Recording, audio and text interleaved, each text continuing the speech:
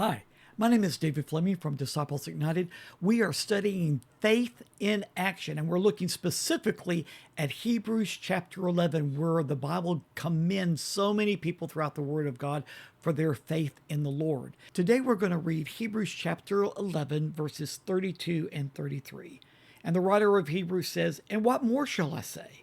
I do not have time to tell about Gideon, Barak, Samson, and Jephthah, and about David and Samuel and the prophets." Now, over the next several days, we're going to be mentioning each one of these people that are in these two verses with their own video. Today, we're going to be talking about a man named Gideon. We read about him in Judges chapter 6. Because of the rebellion against the Lord and because of their sins and their idolatry, they were a spiritual mess.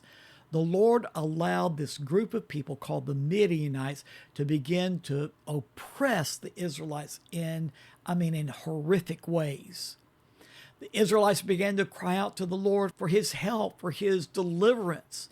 And so the Lord heard their cries, and he sent an angel to a young man named Gideon. We read about it in Judges chapter 6, verse 12. When the angel of the Lord appeared to Gideon, he said, "The Lord is with you, mighty warrior." Gideon didn't know what to think about this. He said, "Pardon me, my Lord," Gideon replied, "but if the Lord is with us, why has all this happened to us? Where are all his wonders that our ancestors told us about when they said, 'Did not the Lord bring us up out of Egypt?' But now the Lord has abandoned us and given us into the hand of Midian." The Lord turned to him. Now, did you notice?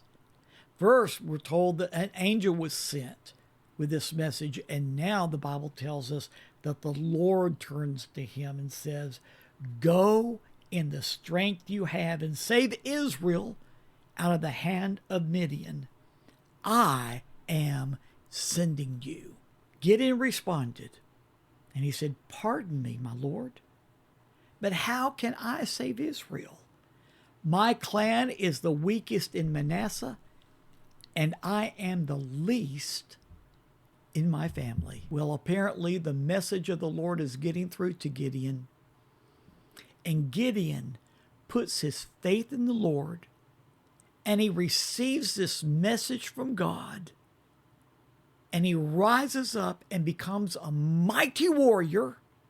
God began to work in miraculous ways through Gideon in bringing the deliverance. But it all started when God called Gideon, and Gideon responded with faith. At first he didn't, but he took hold of it. And he said, "Lord, if you're calling me a mighty warrior, Lord, I'm going to start trusting you to do exactly what you've said and to bring deliverance to the Israelites through me." Let me tell you, my friend, the Lord sees you differently than you see yourself. When the Lord spoke to Gideon, Gideon didn't see himself as the Lord did, but he chose to put his trust in the Lord. And I want to encourage you to do the same. Put your trust in Jesus and let Jesus use you to do that which you could never do by yourself. But the great things that he can do through you will astound you as you put your faith in the Lord in action. Gideon is just one of the few people that we're going to be talking about over the next few days. People that put their faith in the Lord, and the Lord used them to do mighty things. So join with me tomorrow, and we'll learn some more about faith in action as told to us in Hebrews chapter 11. So I'll see you tomorrow.